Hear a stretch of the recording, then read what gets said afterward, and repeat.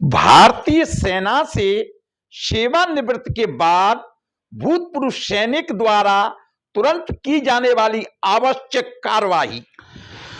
जय हिंद साथियों, एक सैनिक का जीवन एक साधना से कम नहीं है, क्योंकि वह जब युवावस्था की दहलीज पर कदम रखते ही अपने परिवार को पीछे छोड़कर विभिन्न जगहों पर अनेक प्रकार की भौगोलिक स्थिति +50 राजस्थान का तपता हुआ रेत या -50 ग्लेशियर की कड़कड़ाती ठंड, हर भौगोलिक परिस्थिति का सामना करते हुए वो अपने देश के प्रति बड़े कर्मनिष्ठा के साथ सेवा करता है और सेवा करने के बाद सेवानिवृत्त होकर के आता है।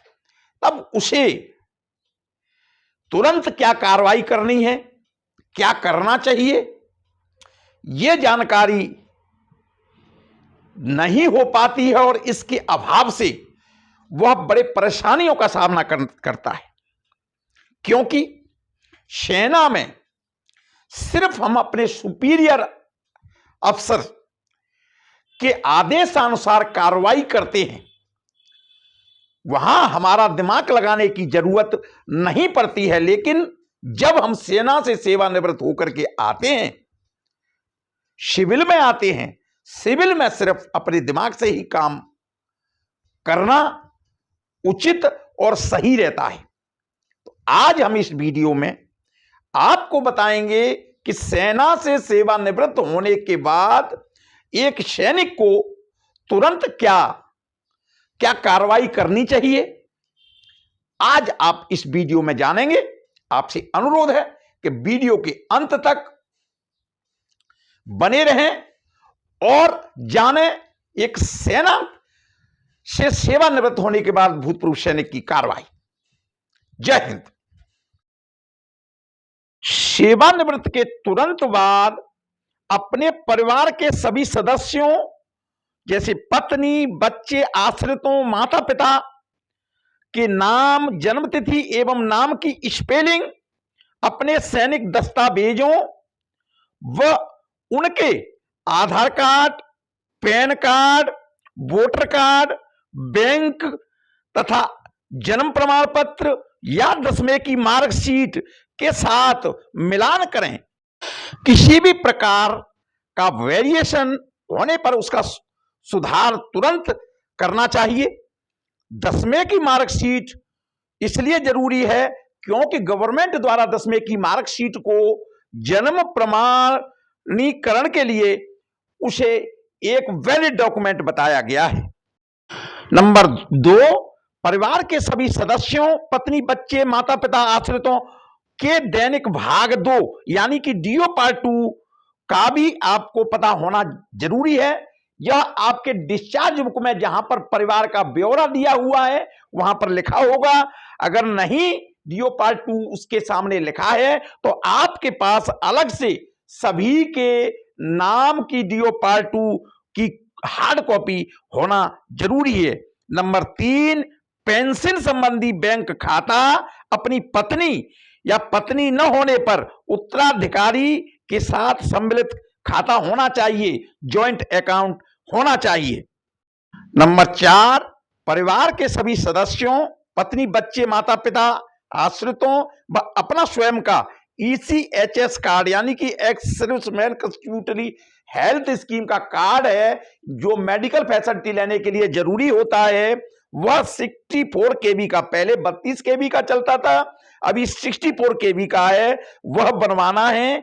इसके लिए आप ऑनलाइन आवेदन ECHS की साइट पर कर सकते हैं। साइट का नाम है www.echs.gov.in पर जाकर के आप ऑनलाइन आवेदन कर सकते हैं या फिर संबंधित स्टेशन हेडक्वार्टर के ECHS सेल में जाकर के आप यह कार्रवाई करवा करके और अपना ECHS कार्ड सभी का बनवा सकते हैं। नंबर 5, सेवानिवृत्ति के समय आपको जो पैसा मिला है वह ग्रेच्युटी से कितना मिला है, encasement of leave, fund, insurance व अन्य प्रकार के कोई क्रेडिट बैलेंस है तो उससे कितना पैसा मिला है ये सही तरीके से आप चेक करें। आपको जानकारी न होने पर अन्य किसी सीनियर सैनिक की मदद लेकर के आप चेक करवा लें और उसे अपनी वित्तीय योजना के अनुसार सही अपनी आवश्यकता अनुसार इन्वेस्ट करें। यदि आप कलर सेवा करने के बाद सेवानिवृत्त हुए हैं, यानी कि सुपर एनुएशन के बाद आप सेवानिवृत्त हुए हैं, तो आपको इन्वेस्ट करते समय सीनियर सिटीजन के बराबर ब्याज का फायदा मिलेगा। सबसे अच्छा इन्वेस्टमेंट पोस्ट ऑफिस का MIS स्कीम के अंदर आप 15 लाख रुपए तक इन्वेस्ट करा सकते हैं और इसका ब्याज सबसे ज्यादा है। नंबर 6, सबसे महत्वपूर्ण कार्रवाई अपने संबंधित जिला सैनिक कल्याण कार्यालय में जाकर पंजीयन करवाकर अपना भूतपूर्व सैनिक परिचय पत्र प्राप्त करें। पंजीयन के लिए क्या क्या दस्तावेजों की जरूरत होती है ये आप देखें। सबसे पहले सैनिक सेवानिवृत्ति पुस्तिका यानी कि आपकी डिस्चार्ज बुक। नंबर 2 आपका PPO।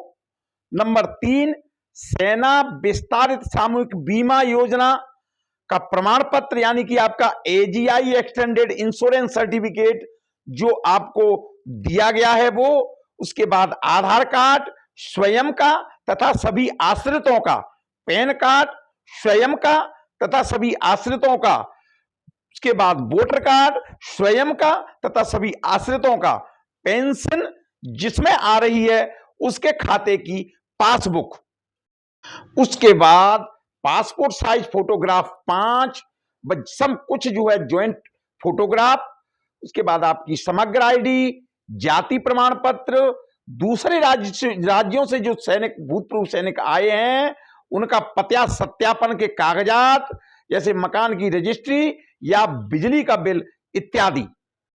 यदि आपके पास हथियार है तो शस्त्र लाइसेंस, विकलांगता प्रमाण पत्र यदि आप विकलांग हैं और डिसेबिलिटी पेंशन आए हैं, उसके बाद घर के स्वामित्व की रजिस्ट्री यानी कि अगर घर के आपके नाम से है तो उसकी रजिस्ट्री, मूल निवासी प्रमाण पत्र, बिजली का बिल, कैंसिल चेक, जिस बैंक में आपका बैंक पेंशन का खाता है उसकी, और ये सभी की फोटोकॉपी के साथ में मूल प्रति भी आपको लेकर के आनी है।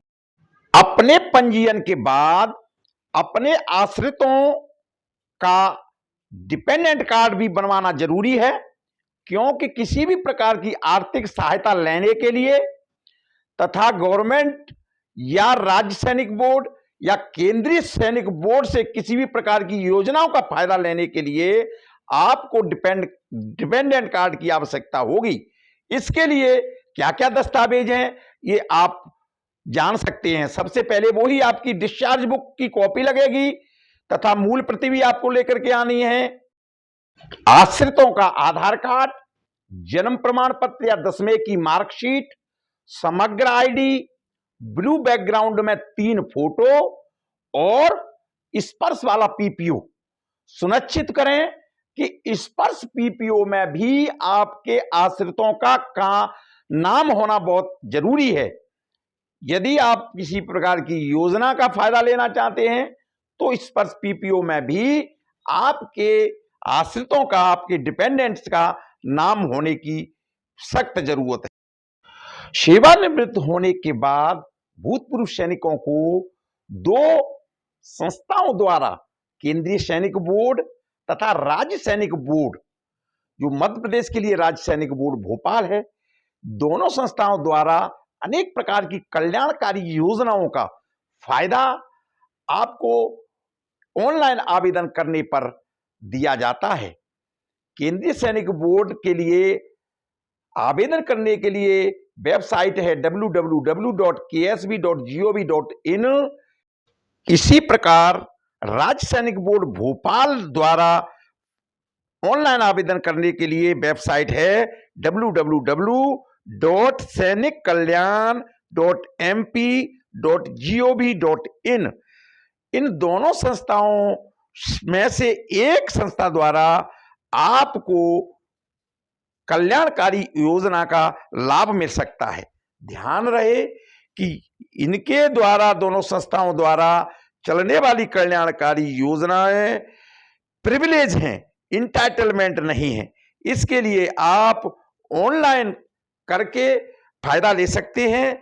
मैंने कौन कौन सी योजना है और उसके लिए कैसे आवेदन करना है, ये अलग से वीडियो बनाए हुए हैं, जो मेरे आप YouTube चैनल परफेक्ट इन्फो में देख करके आप ऑनलाइन आवेदन कर सकते हैं। जय हिंद। आज आपने इस वीडियो में जाना कि सेवानिवृत्त के बाद एक भूतपूर्व सैनिक को तुरंत क्या कार्रवाई करनी चाहिए। इसी तरीके से मेरे इस YouTube चैनल में परफेक्ट इन्फो में आपको कौन कौन सी कल्याणकारी योजना है और उसका फायदा लेने के लिए किस तरीके से आपको आवेदन करना है, क्या आवेदन की प्रक्रिया है, कौन कौन सा डॉक्यूमेंट लगेगा, ये सारी जानकारी अलग अलग मैंने योजनाओं के अनुसार वीडियो बनाए हुए हैं, डाले हुए हैं। आपसे अनुरोध है, यदि आप चैनल को पहली बार देख रहे हैं, चैनल को लाइक करें, सब्सक्राइब करें और लोगों को भेजें, जिससे अधिक से अधिक लोगों को जानकारी मिल सके और उनको मिलने वाली कल्याणकारी योजना का लाभ वो प्राप्त कर सकें। जय हिंद।